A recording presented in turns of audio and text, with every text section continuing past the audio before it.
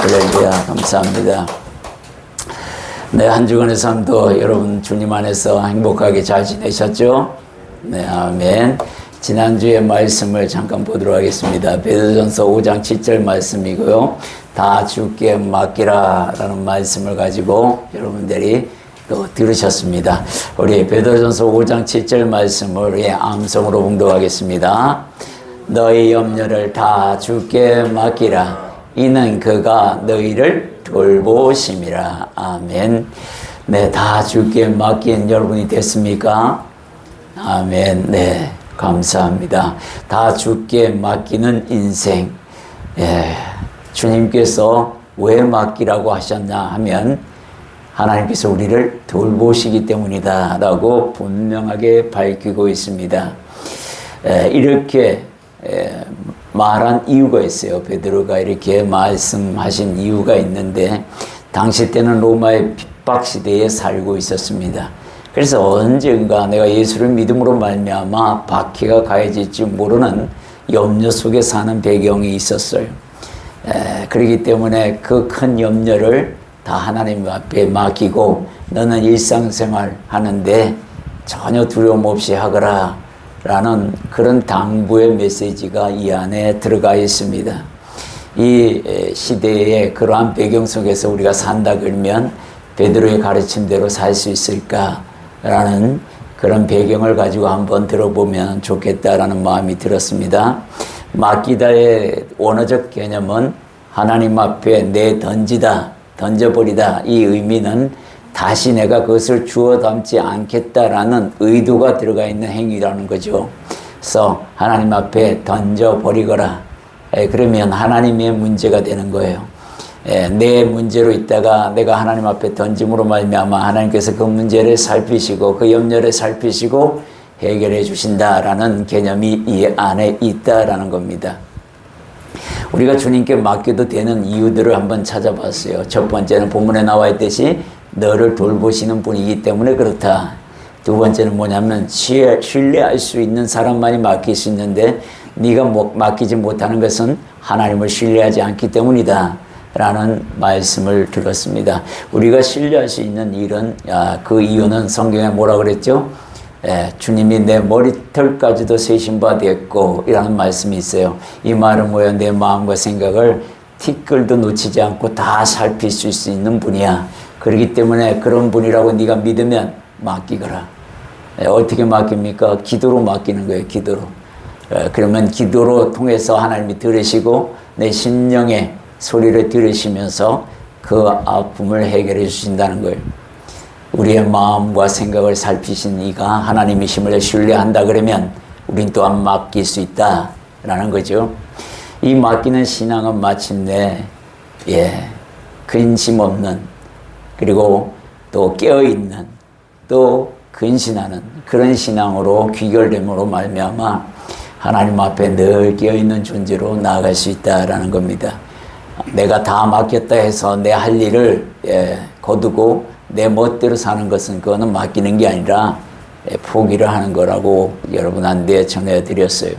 맡기는 자에게는 부수적으로 뭐냐면 신앙적으로 믿음으로 나아가기 위해서 내가 부단히 노력하는 것이 있어야 한다라는 거예요. 믿음을 굳건히 한 사람들은 마귀와 대적하게 됩니다. 영적 세계의 눈안이 영안이 떼어져서 마귀의 존재를 알게 되고 그가 나를 넘어뜨리려고 하는, 예수님도 이 땅에서 일을 할 때 넘어뜨리려고 부단히 노력했던 존재였어요. 그런 자가 예수의 영을 받은 우리에게 그냥 넘어갈 리가 없잖아요. 반드시 넘어뜨리려고 노력한다는 거예요. 대적하라 라고 명령했습니다. 대적은 맡기는 자가 할 수 있다라고 우리가 들었어요. 맡기는 자에게 상급과 맡기는 자의 본을 보인 사람들을 우리가 살펴보았어요. 첫 번째 상급은 뭐냐면 평안이고, 두 번째 상급은 승리고, 영적 싸움에서, 세상에서의 싸움에서 모두 우리가 승리할 수 있다라는 거고, 셋째는 하나님과 동행하는 기쁨이 주어진다라는 게, 이게 맡기는 자에게 주시는 상급이다라는 거예요. 맡기는 사람의 본을 보면 요셉이 노예 생활 때 주님께 다 맡겼습니다. 다윗도 도망자의 신세뿐만 아니라 왕의 직분에 올랐을 때도 다 맡기셨어요. 방주 안에 있는 노아도 하나님 앞에 방주가 어디로 가든지 신경 안 쓰고 다 맡기셨습니다. 맡기는 개념은 바로 이 방주 안에 있는 노아와 같이 예수 그리스도의 십자가 안에 있는 이 우리들 그리스도인들처럼 그렇게 다 맡겨야 한다라는 개념을 알려주고 있습니다. 이삭은 묵상을 통해서 하나님을 다 맡겼고 예수님은 십자가의 삶을 통해서 다 맡기셨다. 그래서 우리도 예수 그리스도를 믿는 우리들도 예수 그리스도처럼 십자가 안에서 십자가의 삶을 산다 우리가 그렇게 한다 그러면 맡길 수 있다라는 거죠. 하나님 앞에 한번 다 맡겨 보십시오. 뭐든지 다 맡겨 보십시오. 내가 발생한 문제라도 내가 만들어낸 문제라도 하나님 내가 실수해서 이런 문제를 발생시켰습니다. 하나님 죄송합니다. 제가 돌이키기에는 죄송합니다. 하나님께서 해결해 주십시오. 이렇게 우리가 기도할 수 있는 겁니다. 우리가 잘못했을 때 어느 정도 나이가 되기 전에는 부모가 책임을 져줍니다. 그렇죠? 그런 것처럼 이 땅에서도 마찬가지로 하나님 앞에서 우리는 실수할 경우가 참 많습니다.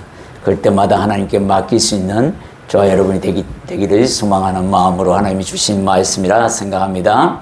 오늘 말씀을 한번 보도록 하겠습니다. 오늘 말씀은 고린도전서 10장 31절의 말씀으로 목적이 있는 삶입니다. 목적이 이끄는 삶이 아니라 목적이 있는 삶을 말씀하고 있는 거예요. 이 목적이 있는 삶은 대체 어떤 삶인지, 그리고 우리가 어떤 목적을 갖고 계시고 하나님은 우리에게 어떤 목적이 있는지를 하나하나 다 살펴봐서 내가 과연 그 목적을 세우고 있는지, 또 그 목적을 너무나 무시하고 있지는 않는지, 아니면 생각 없이 살고 세상적인 목적만 세우고 있는지, 이런 것들을 오늘 다 살펴보는 시간을 가지고 또 나아갈 때는 내가 정말 복음의 사람으로서 어떤 목적을 세워야겠다라는 것을 다짐하고 나아갈 수 있는 시간이 되기를 바랍니다. 우리 고린도전서 10장 31절의 말씀을 한 목소리로 봉독합니다. 그런즉 너희가 먹든지 마시든지 무엇을 하든지 다 하나님의 영광을 위하여 하라. 여기에 보면은 먹든지 마시든지, 이건 뭐예요? 육체를 살리는 기본적인 겁니다. 가장 기본적인 삶이에요. 그죠? 이것까지도, 또 무엇을 하든지 우리가 하나님의 은혜로 말미암아 일이 주어지기도 합니다. 물론 이 일이라는 게 왜 왔나 하면은 에덴에서부터도 일은 있었습니다. 그죠? 그러나 이 일이 타락함으로 말미암아 이 일의 고난이 주어지는 게 문제지만, 이와 같은 간에 무슨 일을 하든지 무엇을 하든지 다 하나님의 영광을 하라는 겁니다. 먹는 것까지도 마시는 것까지도. 이 말의 의미 또한 네가 육체를 위하여 뭘 하든 간에 그 위함도 하나님께 두라는 겁니다. 그러니까 뭐예요? 사도 바울은 이러한 내용들을 너무 깊이 알아서 나중에 나옵니다만은 내 삶을 산 제물로 드리라 라고 아주 간단 명료하게 이야기합니다. 무엇을 하든지 네가 먹고 마시는 그 단순한 일에 있어서도 하나님의 영광을 위하여 하라 라고 분명히 제시합니다. 우리는 살아가는 데 있었어요. 여러분이나 저나 한때는 목적을 가지고 살아갑니다. 그죠? 난 성공하고 싶어. 아니면 나는 유명한 사람이 되고 싶어. 이름을 날리고 싶어. 아니면 난 돈을 많이 벌고 싶어. 아니면 나는 보디빌더가 돼서 멋진 몸매를 한번 만들고 싶어. 여성일 경우에는 마찬가지로 아름다운 몸매를 갖고 싶어. 여러 가지 목적들을 가지고 살아갑니다. 이런 목적조차도 없는 사람들이 있습니다. 목적이 굉장히 중요하다라는 것을 오늘 말씀을 통해서 한번 아시기 바랍니다. 첫 번째 보면 하나님께서 인간에게 향하신 목적이 있습니다. 이걸 분명히 알아야 내가 목적을 세울 수 있습니다. 하나님이 나에 대한 내게 향하신 그 목적이 뭘까? 여러분들은 이미 다 배워서 들어서 알고 있습니다. 근데 그것을 잘 생각하지 않고 산다는 게 문제죠. 하나님이 나를 만드시고 내게 향한 목적이 뭐냐? 첫 번째는 이런 겁니다. 하나님을 찬송하기 위해서 너를 만들었다 합니다. 이사야서 43장 21절에 보면 이 백성은 내가 나를 위하여 지었나니 나를 찬송하게 하려 함이라 라고 말씀하고 있습니다. 하나님을 위해서 지어졌다 합니다. 그리고 여기 보면 나를 찬송하게 하려 합니다. 다른 성경에는 나의 찬송을 부르게 하려 합니다 라는 이야기를 합니다. 같은 의미예요. 원어적인 의미는 나의 찬송을 부르게 하려 합니다 라는 말씀이 원어에 더 가깝습니다. 왜냐하면 나의 찬송, 하나님이 만드신 찬송이 뭐냐? 찬양할 수밖에 없는 은혜를 우리에게 입히시겠다는 얘기를 하고 있습니다. 그것을 깨달은 자들은 다 찬양할 수밖에 없어요. 그렇게 하나님의 사랑이 우리에게 먼저 왔다라는 이야기를 합니다. 그 사랑을 깨달은 사람들은 하나님을 찬양할 수밖에 없습니다. 그 찬양이라는 게 바로 하나님이 우리에게 베푸신 사랑을 이야기하고 있어요. 나를 위해서 만들었다. 나를 위해서 지었다. 하나님을 위해서 지었어요. 나를 위해서 사는 게 아니라 하나님을 위해서 살아야 한다는 거예요. 이게 하나님이 우리에게 향하신 첫 번째 목적입니다. 그러려면 어떻게 해야 돼요? 하나님의 은혜와 사랑을 깨달아야 합니다. 우리가 인생을 살아가면서 아이들이 장성하고 저놈 철들었다라는 말을 들을 때가 언제냐면 부모의 은혜를 알 때입니다. 사람들은 그런 기준을 가지고 부모의 은혜를 알고 감사함으로 공경함으로 또 효도하는 그 사람들을, 그 아들을 보고 그 자식들을 보고 철들었다라는 말을 하게 됩니다. 그러면 그 아이는 부모를 위해서 뭔가 하려고 자꾸 노력합니다. 왜? 나를 사랑하시는 부모, 나를 지금까지 이렇게 키워주신 그 은공, 늘 부모님의 그 마음을 자기의 마음에 두고 살아가는 그 사람. 마찬가지로 우리가 하나님이 나를 지으시고 내게 베푸신 사랑, 그렇기 때문에 우리가 하나님을 위해서 뭔가 생각하고 살아야 하는 거예요. 우리는 늘 받기만 요청합니다.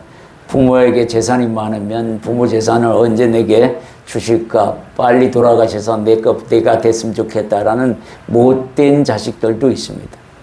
그럴 바에는 차라리 부모가 가난한 게 낫겠죠. 그죠? 이런 것처럼 그런 못된 성품을 갖고 있으면 안 되는 거예요. 그리스도인이고 하나님을 사랑하는 사람들은 하나님을 위하여 뭔가 해야 된다라는 생각을 가지셔야 하는 겁니다. 두 번째는 하나님의 영광을 위하여라고 우리가 만들어진 목적을 주님이 이렇게 이사야 선지자를 통해서 이런 말씀을 합니다.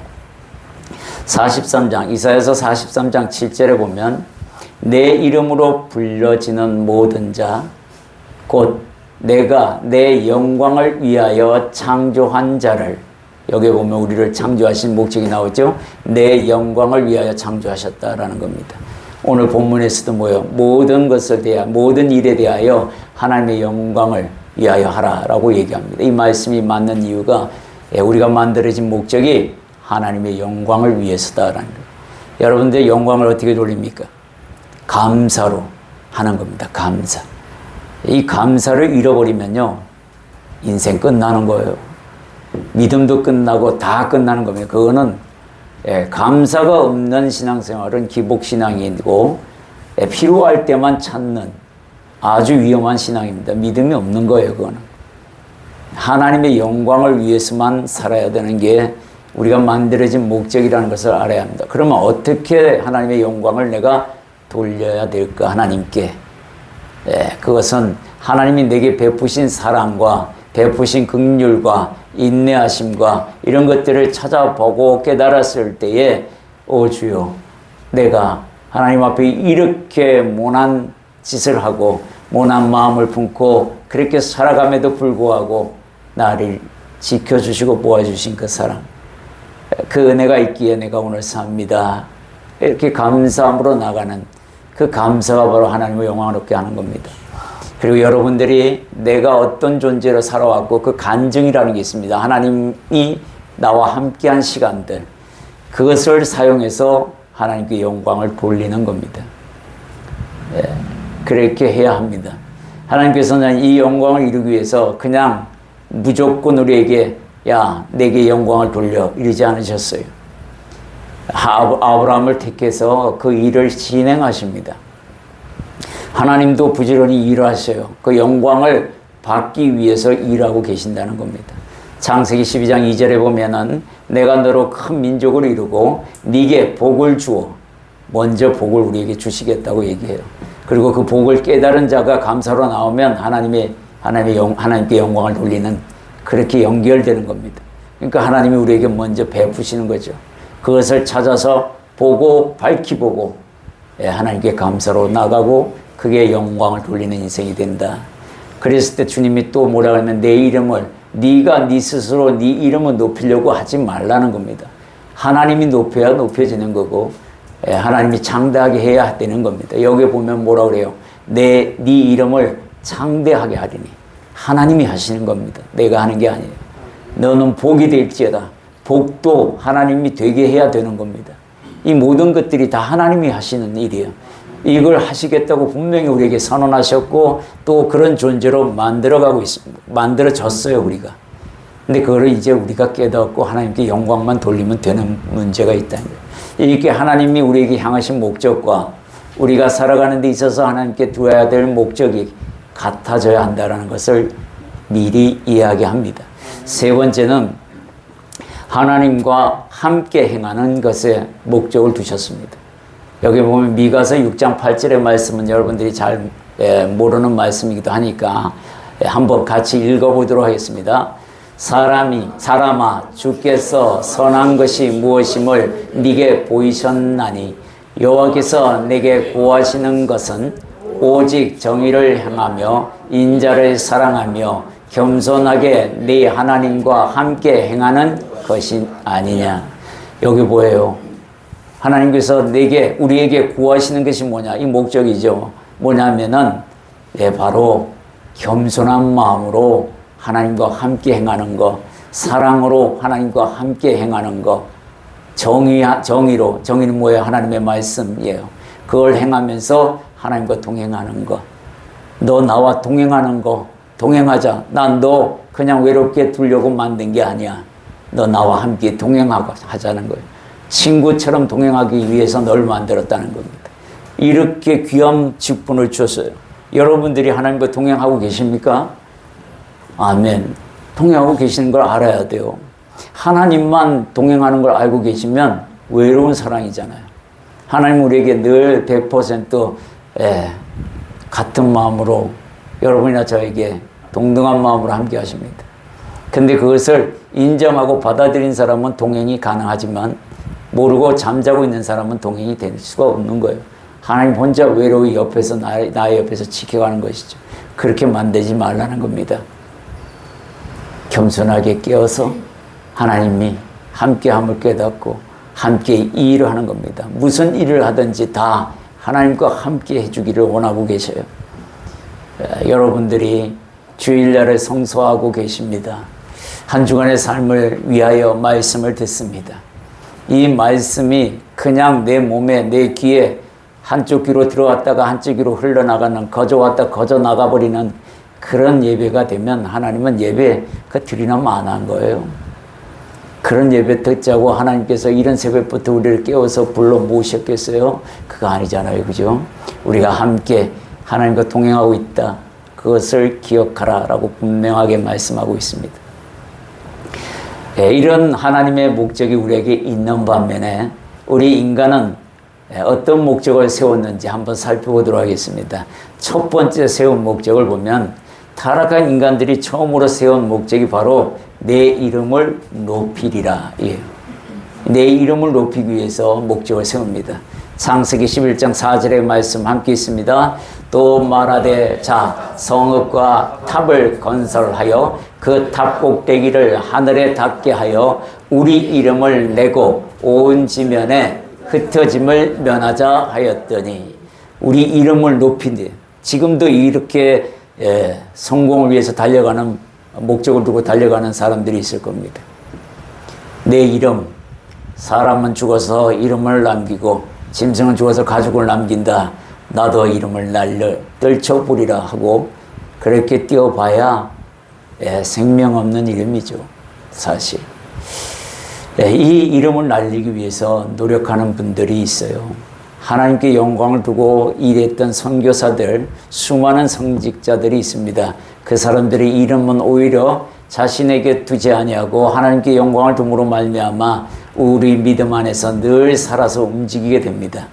이런 이름이 돼야지 진짜 하나님을 경외하고 하나님을 섬기는 이름이 되지 않겠어요? 여러분들이 그러한 이름 속에서 함께 하셔야 된다는 겁니다. 내 이름을 아니요, 하나님의 영광을 위하여, 하나님의 그 큰 명성의 이름을 위하여 내가 오늘 이 목표를 세워봅니다. 이렇게 돼야 합니다. 타락한 인간들을 따라하면 되지 않는다라는 것이죠. 끝내 이들은 멸망하고 말았습니다. 그리고 다 흩어지고 말았죠. 흩어짐을 막자 그랬는데 오히려 다 흩어짐을 당하는 계기가 됩니다. 잘못된 목적은 하나님께서 수종을 위해서라도 치시게 된다는 거예요. 그게 믿음 안에 있는 사람이라면 그렇습니다.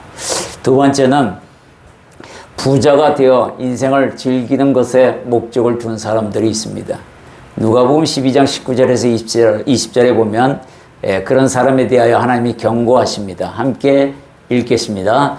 또 내가 내 영혼에게 이르되 영혼아 여러 해 쓸 물건을 많이 쌓아두었으니 평안히 쉬고 먹고 마시고 즐거워하자 하되 하나님은 이르시되 어리석은 자여 오늘 밤에 네 영혼을 도로 찾으리니 그러면 네 준비한 그것이 누구의 것이 되겠느냐 하셨으니 이 모든 것을 하나님께서 어리석은 자라고 분명히 얘기합니다. 오늘 쓸 것 있으면 만족할 줄 아는 사람 되어야 합니다. 하나님은 그걸 요구하고 있습니다. 내일의 삶 내가 해결해 줄게. 이게 다 맡기는 신앙과 함께 가는 거잖아요. 근데 우리 못 맡기잖아요. 왜요? 불안하기 때문에. 뭔가 기댈 만한 게 있어야 되는데 그게 하나님이 아니라 물질이 되는 거죠. 돈이 돼야 됩니다. 돈이 되고 났더니 이제 시큰해가지고 다 모아놨어요. 아우 내일부터는 내가 한번 펑펑 쓰면서 불우이웃도 돕고 열심히 한번 살아봐야지. 선한 일도 하면서 거기에 슬쩍 끼워 넣죠. 근데 주님이 이런 말씀합니다. 오늘 저녁에 내가 너의 영혼을 거두리라. 그럼 그 돈 어디로 갑니까? 그 돈 자녀들의 싸움밖에 안 되는, 자녀들을 타락시키는 계기가 되는 돈밖에 안 됩니다. 남편이 그 돈을 쌓아놓으면 아내는 그 돈 갖고요, 딴 살림 차리게 되고, 또 아내가 그 돈을 남겨 죽었으면 남편이 그 돈 갖고 딴 살림 차리게 되고, 아무 의미 없는 짓이라고 이야기하고 계십니다. 돈, 물질, 필요한 걸 주님이 하십니다. 내게 주소서. 이렇게 기도하면 되는 겁니다. 근데 우리가 그렇게 기도하긴 하지만 여전히 마음에 부자가 되고 싶은 마음이 있습니다. 그러나 하나님은 정말로 맡기게 되면 너 그렇게 부자 되고 싶으면 내가 해주마. 그렇게 해줄 때도 있습니다. 왜 해주냐? 정말 믿음이 굳건히 뿌리 잡고 있을 때 아마 해줄 수 있을 거라고 봅니다. 왜? 나눌 줄 아는 내 밑바탕이 내가 보이지 않는 그 밑그림까지도 하나님께 속해 있다면 분명히 하나님은 그 응답을 하실 거라고 봅니다. 그러나 여기에 목숨 걸지 마라. 이 이야기를 우리에게 이 예화를 들어 우리에게 분명히 가르치고 계십니다. 세 번째는 뭐냐면 하나님처럼 되고 싶어 하는 거, 이거 욕심 부리는 거 있죠. 아담과 하와가 이것 때문에 멸망당했습니다. 창세기 3장 5절에서 6절에 보면 너희가 그것을 먹는 날에는 너희 눈이 밝아져서 하나님과 같이 되어 선악을 알 줄 하나님이 아심이니라. 여자가 그 나무를 본즉 먹음직도 하고 보안직도 하고 지혜롭게 할 만큼 탐스럽기도 한 나무인지라. 평상시에는 아무렇지도 않게 보이던 그 나무의 열매가 갑자기 옆에서 군부를 떼주니까 확 달라져 보이는 거죠. 그리고 하나님의 말씀에 의심하게 되고, 그리고 나도 하나님처럼 되면은 자유롭게 막 이것저것 다 만들 수 있을 거 아니야 하면서 하나님에 대하여 욕심을 냅니다. 이런 사람들이 있어요. 그죠? 뭐죠? 돌을 닦는 사람들입니다. 그리스도 도가 아니고 다른 도를 닦고 있는 사람들이 그 짓을 합니다. 도인이 되고 싶어가지고 돌을 닦았는데 정말 도인이 됐느냐? 그렇지 않아요. 한 명도 도인이 된 사람이 없습니다. 살아서 다시 온 사람은 아무도 없어요. 예수님 말고는. 도인이라면 죽지 말아야 되는데 죽지 않은 영혼이 육체를 가진 그 도인들 아무도 없습니다. 부처도 심히 죽었고 누구든 다 지금 사람들이 우상으로 섬기고 있는 그들은 다 죽었습니다. 살아온 사람이 없어요. 그런데도 도인이라고 가치 없는 것에 얼마나 투자하고 있는지 하나님처럼 신처럼 되고 싶어가지고 그 짓을 하고 있다는 거예요. 돈을 갖다 바치고 그것을 가난한 자들을 위하여 바쳤더라면 말씀대로 살았더라면 오히려 상급이 컸을 겁니다. 그런데 그렇게 하지 못하고 있는 실정들, 욕심은 커서 하나님 최고 되고 싶은 하나님처럼 되고 싶다라는 그 마음 안에는 우리가 그리스도인이라면 하나님처럼 닮아가고 싶은 마음은 있어야 합니다. 하나님의 사랑을 담고 하나님의 겸손, 육체로 오셔서 우리와 동등되고 동일하게 하셔서 죄를 다 속량하시고 생명까지도 아끼지 아니하시고 주신 그 사랑, 그런 걸 닮아야지 쓸데없는 권위만 딥다 요구하고 그거 안 됩니다. 그렇게 하지 말라고 우리에게 말씀하고 있는 겁니다. 사탄이 또 사탄이 목적이 있어요. 이 사탄은 하나님을 이기려 가는 목적을 두었습니다. 이사야서 14장 12절에서 14절에 보면 이사야서 14장 12절에서 14절 함께 있습니다. 너 아침의 아들 계명성이여 어찌 그리 하늘에서 떨어졌으며 너 열국을 엎은 자여 어찌 그리 땅에 찍혔는고 네가 네 마음에 이르기를 내가 하늘에 올라 하나님의 무별 위에 내 자리를 높이리라. 내가 북극 지폐의 산 위에 앉으리라. 가장 높은 구름에 올라가 지극히 높은 자와 같아지리라 하는도다. 이 사탄이 뭐예요? 하나님과 대적에서 이기고 그 위에 올라가겠다고 목표를 세웠습니다. 이 사탄의 목표가 이런 것들이에요. 이런 것들을 우리에게 사람들에게 공급을 시킵니다. 그래서 제일 먼저 아담과 하와가 넘어졌죠. 하나님처럼. 결국은 멸망의 길을 걸어갑니다. 그걸 사탄이 우리에게 보여줬어요. 하나님께서 천국에서 쫓아내버리시고 무저갱이에 가두어서 1000년 동안 고통 속에 살게 만들었다고 성경은 이야기하고 있습니다. 그 자를 닮아가려고 한다는 거예요. 사람들이. 타락한 사람들이 그렇다는 거죠. 그거 버려야 된다는 겁니다. 그리스도인들의 목적, 인생의 목적은 과연 무엇인가? 이제 여기에 우리가 이런 목적이 있어야 합니다라는 겁니다.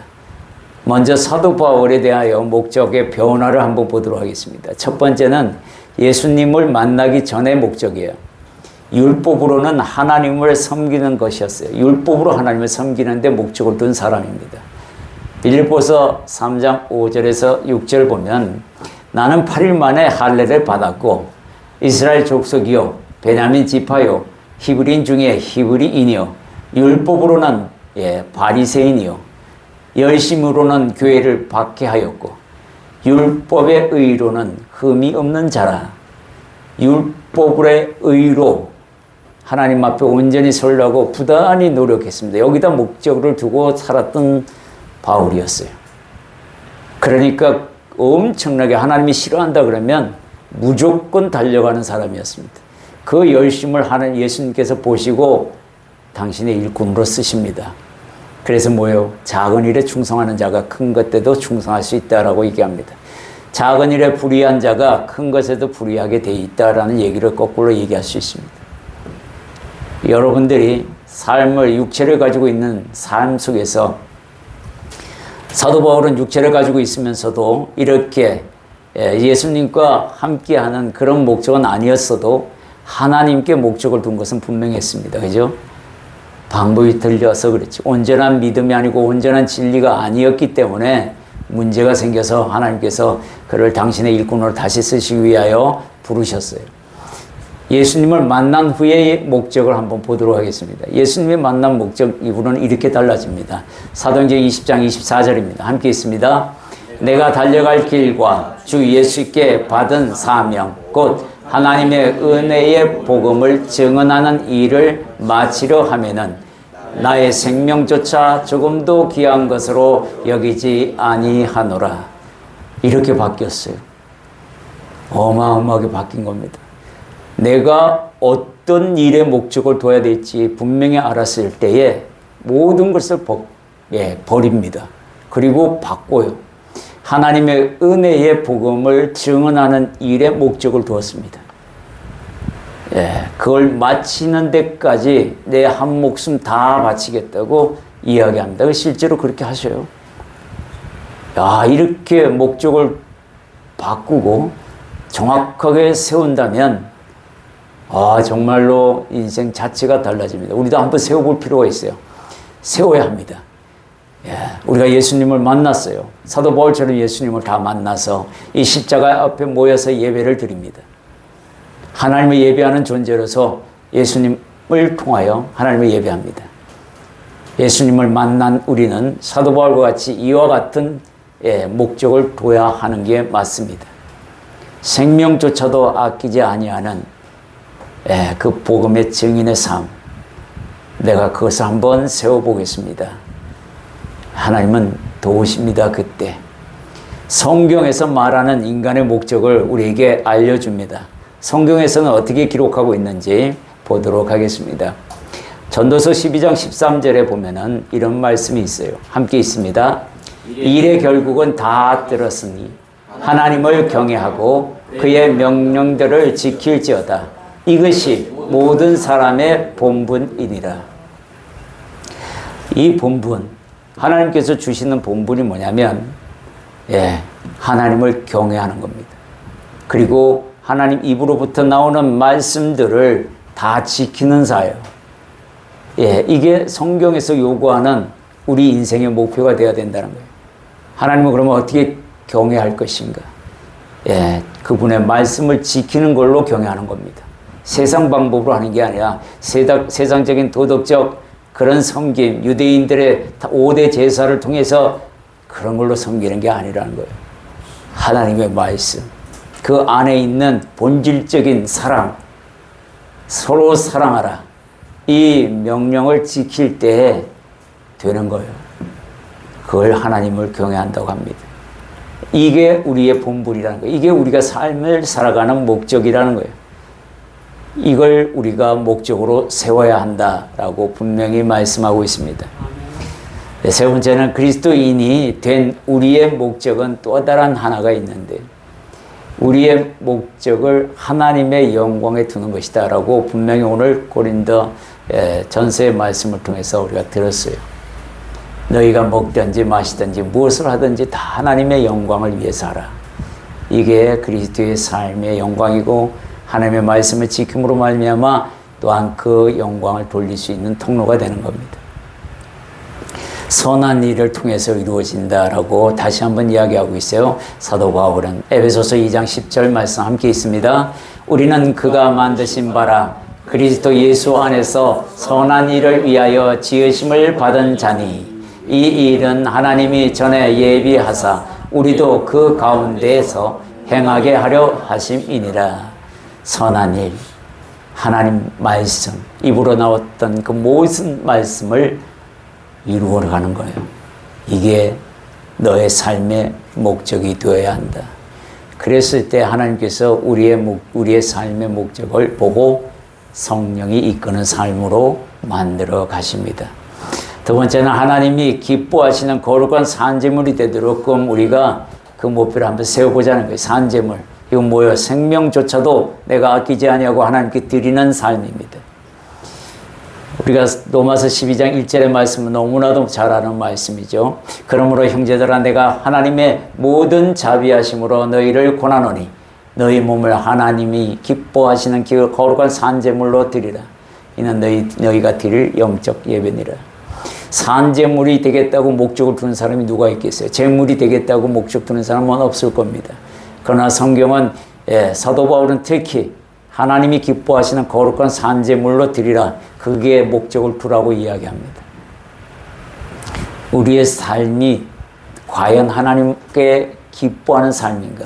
내 삶이 정말 하나님이 기뻐하시는 삶인가? 아니면 거룩한 산제물이 되는 진짜 삶인가? 살펴봐야 합니다. 이렇지 못하면 나는 지금 목적에서 어긋난 삶을 살아가고 있다는 겁니다.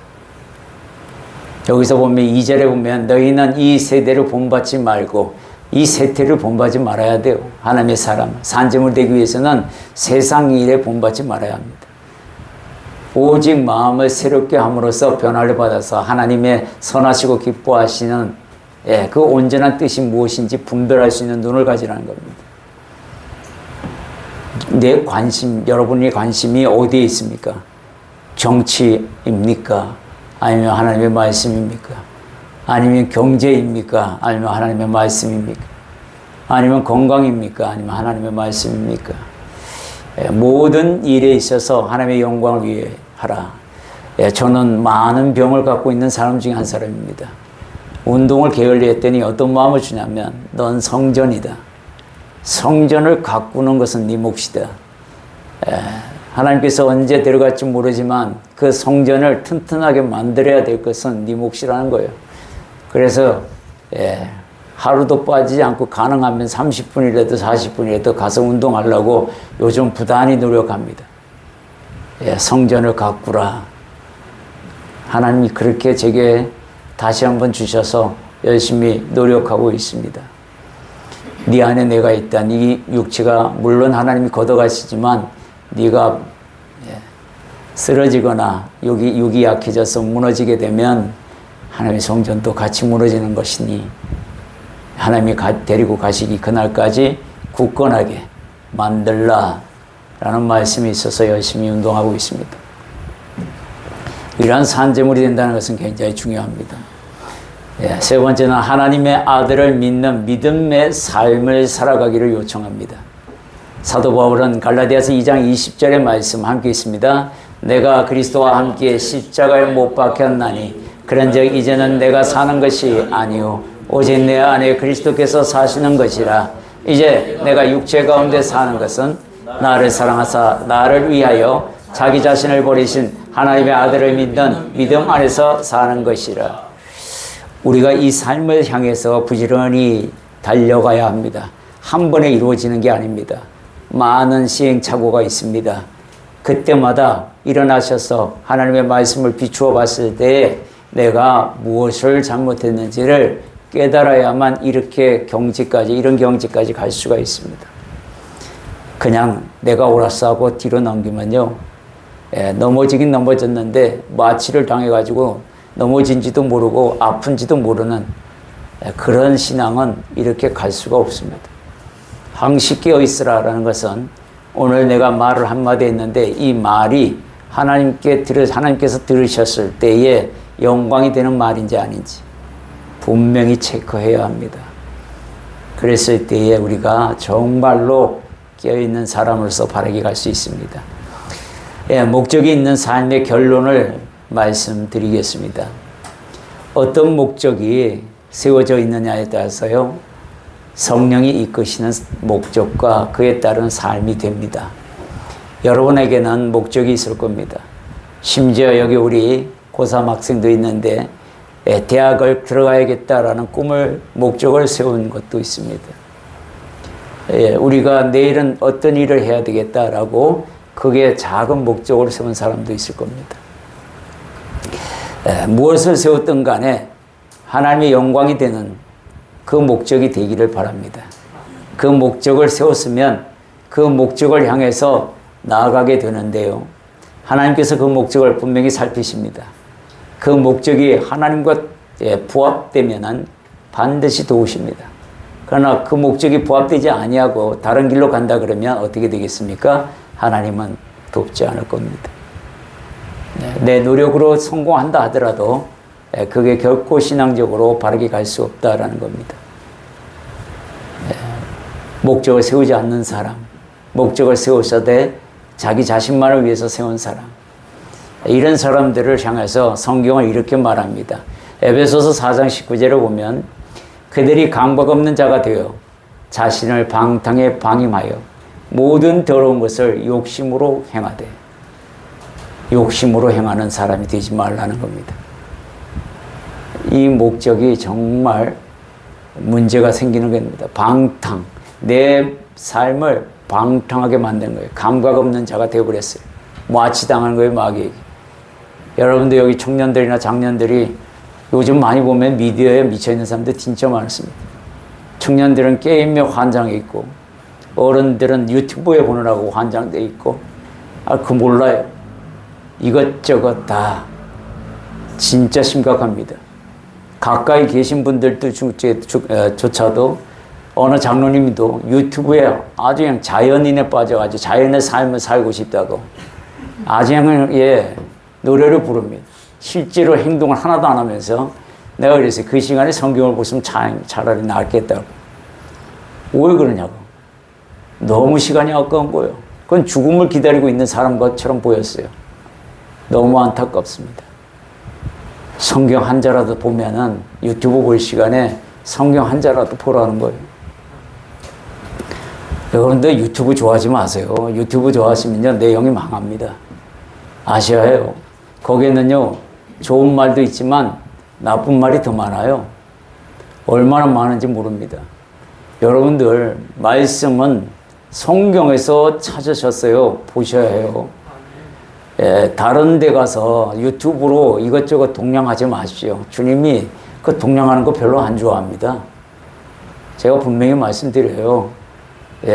어디 가서 은혜 받으려고 여기 끼고 저기 끼고 다는데 그거 하시면 안 되는 거예요. 그거 은혜 못 받아요. 받더라도 그 간헐성이에요. 그거는 오래 못 갑니다. 하나님께서 주신 성전을 섬기고 그 주왕의 말을 듣고 그리고 거기서 이루어진 예배들을 사랑하고 말씀을 사모하고 나가야 해요. 제가 어떤 권사님도 얘기했잖아요. 은혜 받으려고 기도원 열심히 다니더라고요. 또 어디 유명한 목사님 부흥해야 한다면 거기 쫓아가요. 그래서 은혜 많이 받았대요. 다음에 또 다른 부흥 강사 오면 또 걸러가요. 은혜 많이 받았대요. 삶은 변하지 않아요. 그때뿐이에요. 그때뿐. 그게 무슨 은혜예요. 그게. 자기 말씀 하나, 자기 생활 하나 변화시키지 못하는 그런 부흥회가 무슨 부흥회입니까? 눈물 많이 짜가지고 흘렸어요. 그게 무슨 회개예요? 지 가슴 아픈 거 그냥 눈물로서 그냥 쏟아낸 것밖에 안 되는 겁니다. 정말 은혜 많이 받으면요. 하나님 말씀 자동으로 보게 돼 있어요. 성경 피게 돼 있어요. 성경 봐야 유튜브로 보더라도 이게 잘못됐구나라는 걸 알게 됩니다. 말씀이 기본이 안 돼 있는데 유튜브를 통해서 여러분들이 들으면요. 그게 전부인 줄 알고 이단이 그래서 빠지는 거예요. 에베소서 4장 17절의 말씀은 이런 말씀이 있습니다. 우리 함께 봉독합니다. 그러므로 내가 이것을 말하며 주 안에서 증언하노니 이제부터 너희는 이방인이 그 마음에 허망한 것으로 행함같이 행하지 말라. 그들의 증명이 그들의 마음이 굳어짐으로 말미암아 하나님의 생명에서 떠나 있도다. 하나님의 생명에서 떠나버리는 일들이 많아요. 너무나 안타까운 일이죠. 하나님의 사람이 돼야 되는데 하나님의 사람이 하나님의 사람으로 말미암아 망가진다. 그 가짜, 늑대가 양의 옷을 입고 오는데 그게 진짜 양인 줄 알고 선한 목자인 줄 알고 글러간다. 이거 문제 많은 겁니다. 자기 생명 더군다나 친구까지 데리고 가요. 거기에 빠져요. 같이 가는 겁니다. 죽어서 가봤더니 천국인 줄 알고 갔더니 웬걸. 아이고야. 그때 가서 후회해봐야 소용없습니다. 이 땅에서 정말 진리 안에서 배워야 해요. 시간이 얼마 없습니다. 우리가 하나님 앞에서 오늘 목적이 있는 삶, 성령이 이끄는 목적이 되기를 소망합니다. 그런 목적을 세워서 달려가야 합니다. 이제는 기어가도 안 됩니다. 뛰어가야 해요. 그런 시간이 다가왔습니다. 정리해드립니다. 목적이 있는 삶. 고린도전서 10장 32절의 말씀으로 오늘 들었습니다. 무엇을 하든지 다 하나님의 영광을 위해서 하라.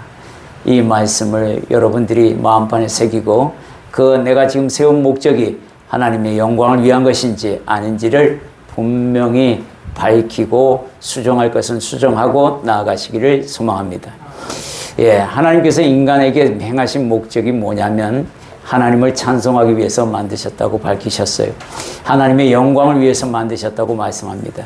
하나님과 함께 행하는 것에 목적을 두셨다고 이야기합니다.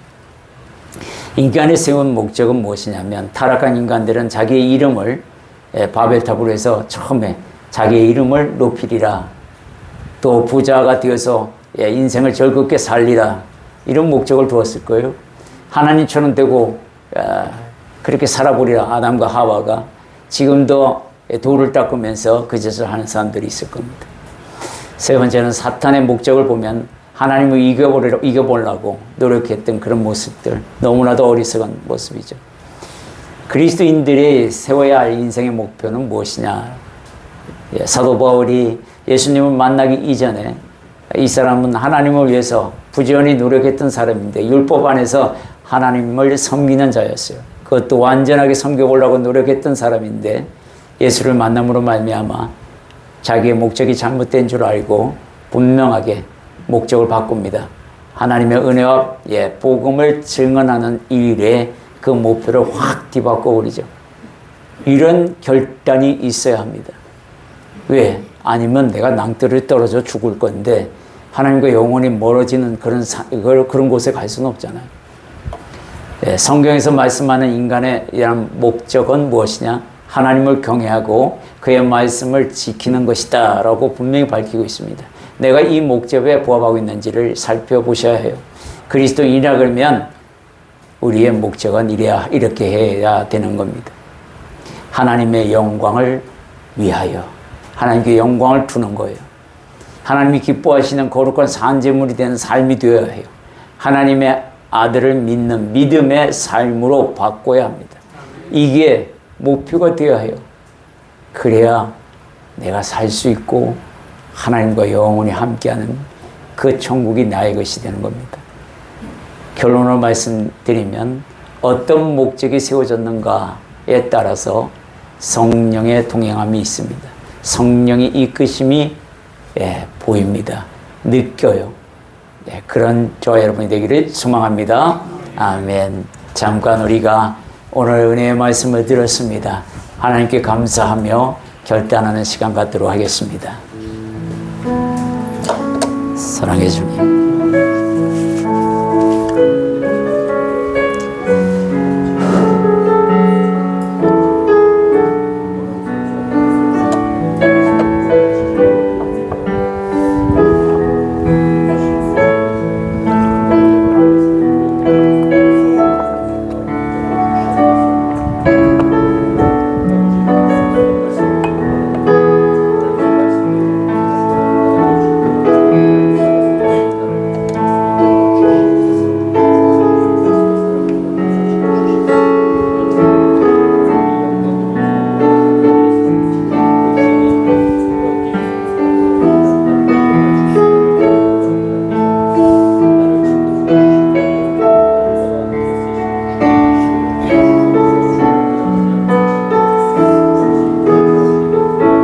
전능하신 하나님, 오늘 목적 있는 삶, 이 말씀을 우리에게 주시며 감사드립니다. 그런즉 너희가 먹든지 마시든지 무엇을 하든지 다 하나님의 영광을 위하여 하라 라는 귀한 말씀을 우리가 받았나이다. 내가 세운 목적이 하나님의 영광을 위한 목적이 되는지 살피는 시간 주셔서 감사드립니다. 이제 내가 세운 목적이 하나님의 영광을 위한 목적이 아니라면 사도 바울처럼 과감하게 버릴 것은 버리고 또 취할 것은 취하여 하나님의 영광을 위하여 달려나가는 그 목적으로 다시 변화시켜 세워나가기를 소망합니다. 하나님께서는 우리와 동행하시기를 원하시고 또 그 동행을 목적으로 또한 두셨음을 감사드립니다. 우리도 이제 내가 세운 그 목적이 하나님과 함께하는 목적이고 성령이 이끄시는 목적이 되기를 소망합니다. 주님께서 지혜를 주셨으니 내가 하나님처럼 되는 것이 아니라 하나님을 닮아가는 인생이 되기를 소망합니다. 산재물로 목표를 두고 생명조차도 아끼지 아니하며 하나님 말씀을 이루고자 최선의 노력을 다하는 제가 되겠습니다. 하나님 감사드립니다. 예수님의 이름으로 기도드립니다. 아멘.